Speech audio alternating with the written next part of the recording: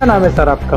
Rohit Sahu robin बोलते हैं। Sir जैसे कि आप पहले भी पार्षद रहे और वर्तमान में भी आप पार्षदी की दावेदारी करने जा रहे हैं, तो मैं जानना चाहूँगा सबसे पहले किस वार्ड से आप पार्षदी चुनाव की दावेदारी कर रहे हैं? वार्ड नंबर 33 बाहर ओरछागेट द्वितीय।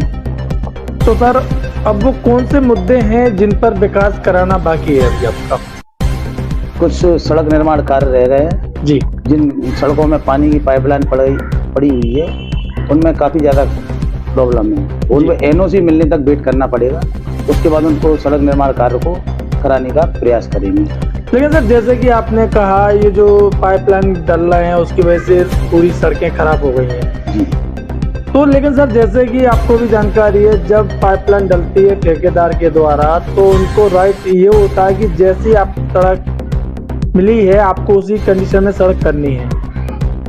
एक्चुअली में होता क्या है कि सड़क जब पाइपलाइन पड़ जाती है ना, तो कुछ लोग समय पर कनेक्शन नहीं लेते हैं। उसमें समय पे जो कनेक्शन हो जाए ना जी तो घर में घर कनेक्शन होते हैं, कभी किसी ने कहीं गड्ढा खुदवा लिया, कभी किसी ने कहीं गड्ढा खुदवा लिया, तो उस चक्कर में सड़क खराब हो जाती है। सर दूसरी चीज मैं जानना चाहूँगा कि इन पिछले 5 सालों में आपके द्वारा आपके वार्ड के लिए कौन कौन से विकास कार्य कराए गए हैं? विकास कार्य तो अनेक कराए हैं, जिनमें से लक्ष्मी गेट से लेकर रिसालत चुंगी तक सड़क निर्माण, जी, डिवाइडर युक्त सड़क निर्माण, लक्ष्मी ताल का विकास, गंगाधर राव पार्क कब और बकाया छोट-पोट सड़कें रही हैं उसमें। अच्छा, दूसरे आपके वार्ड में पानी की कैसी क्या स्थिति चल रही है?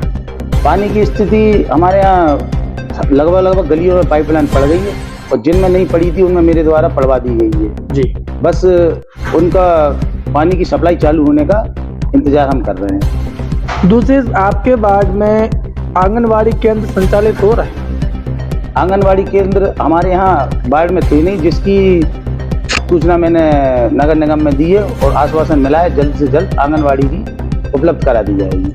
अभी आपके वार्ड में शिक्षा का स्तर किस प्रकार से संचालित हो रहा है? शिक्षा का स्तर तो बढ़िया संचालित हो रहा है, सब कुछ अच्छा है। और जो बच्चों के एडमिशन नहीं कराते तो मेरे द्वारा उनसे हमेशा आह्वान किया जाता, प्रार्थना की जाती है कि बच्चों का एडमिशन करवाओ, और खुद जाकर भी बच्चों के एडमिशन कई प्राथमिक विद्यालयों में करवाए हैं। अच्छा सर, जैसे कि ये जो आपने अपनी बात बताई कि आपने 5 सालों में आपके क्या क्या काम कराया, तो ये बात तो सर एक वो हुई कि जो योजनाएं थी उनके तहत काम कराए गए, लेकिन इन पिछले 5 सालों में आपके द्वारा आपके वार्ड वासियों के लिए क्या क्या सुविधाएं दी गई आपकी तरफ से, क्या क्या आपने सौगातें दी?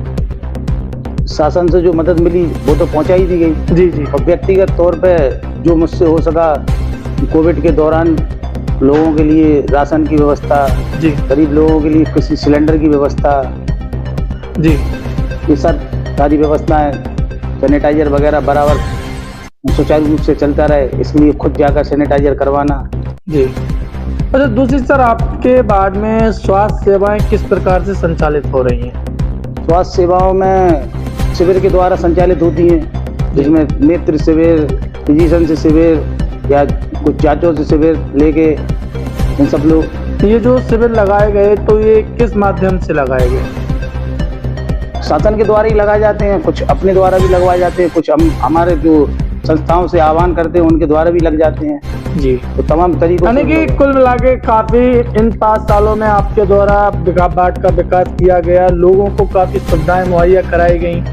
स्वास्थ्य संबंधित भी आपने बताया कि समय समय पर कैंप का आयोजन करके उनको स्वास्थ्य संबंधित भी आपने सुविधाएं दी।